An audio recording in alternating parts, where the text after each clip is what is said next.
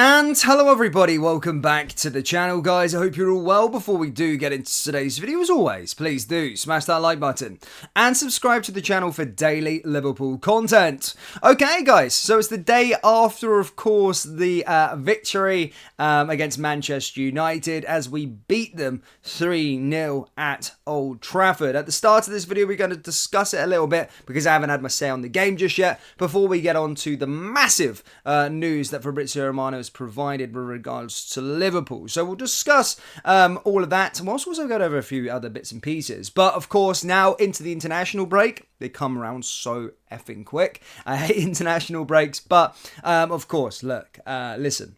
Signing off in that style, we've won 3 out of 3. We're joint top of the table with Manchester City, and yeah, it couldn't have got really much better than that going to Old Trafford. Arne Slot's first sort of big game, and getting all 3 points comfortably as well. You know, last year, I know Manchester United are in, quote unquote shit state, but last season we failed to win. We drew 2 league games, and we were knocked out of the FA Cup. So they have been a bit of a side that can cause us some problems. And actually, to be fair, Old Trafford, apart from the 5-0, it's not been the best of places for us to have gone. So for Arne Slot to go in there his first time and making it look absolutely piss easy as well. So yeah, I mean, I really love Arne Slot. He's the coolest guy in the room constantly. I love his tactical know-how. I love his tactical knowledge of what he's doing with this current team, and I think we're in for a really, really special time. And again, one of the biggest tests I think everyone was asking after those first 2 games was,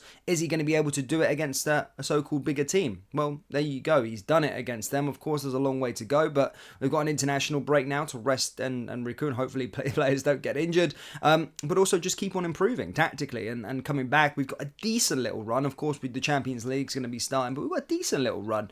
And hopefully, as stated, we can continue this fine form. I think this could be a successful season. I'm not getting carried away and saying the Premier League, but the media kind of have wrote us off a little bit and stated that we're not going to be doing anything this year due to Jurgen Klopp leaving. But I think we could do something this year, and I don't want to get carried away, but I think we can. But the actual game itself, I say it time and time again, Mo Salah's record at Old Trafford is unbelievable. And again, yesterday, he showed that he's still at the very, very top. He's amazing.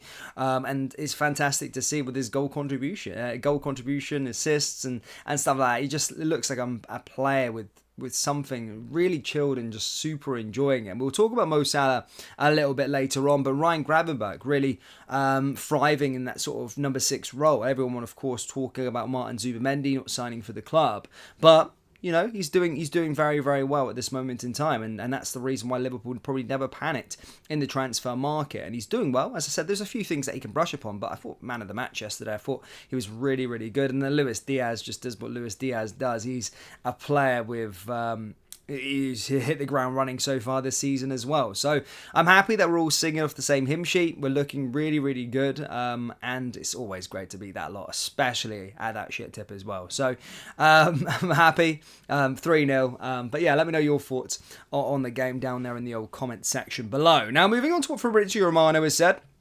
Well, we'll set the story. So obviously after the game, Mo Salah was asked about his sort of future, and he basically alarmed fans by saying, it's my last year, so I'm enjoying it. And again, that obviously was taken in a different way. But Fabrizio Romano has confirmed basically multiple things.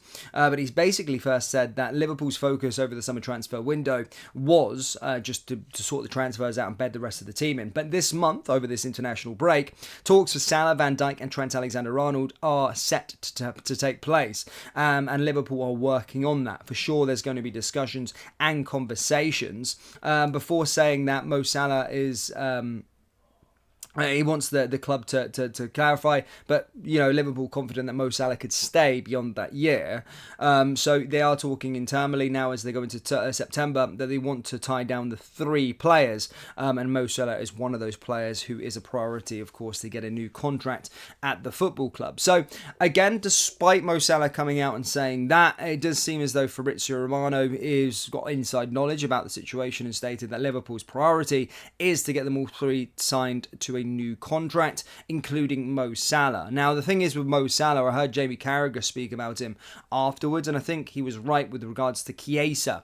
Chiesa coming into the team and seeing Mo Salah probably not start 50 to 60 games that he has been, especially with this new Champions League format, could prove him well and do well with his longevity. I think he's still got a lot of time left at the game, and people look at his age now and go, well, let's cash in on him because he's not going to be good enough soon. Mo Salah is going to be a player like Cristiano Ronaldo that keeps on going till he's 37, 38 before he starts to slow down. So he's got time to go to the Saudi Pro League and all that good stuff. He can play at the top level, and as long as we're competing and we're a side that's competing in the Champions League, I see there's no reason why, of course, he wouldn't stay at this marvellous football club, and I would love for him to stay, genuinely. And the thing with Chiesa coming into the team, it could see him, start 15 less games and take the workload off of Salah a little bit, especially for the sort of smaller matches, and Salah can then have that longevity at Liverpool that we all know and what we want from him. So it's quite good news that we are going to be starting those contracts. I think I was a little bit nervous with regards to them because they're three massive players for us. But of course, we do need to get all three of them tied down to a new contract. I mean, I'm looking at the law of averages. Are we going to tie down everyone?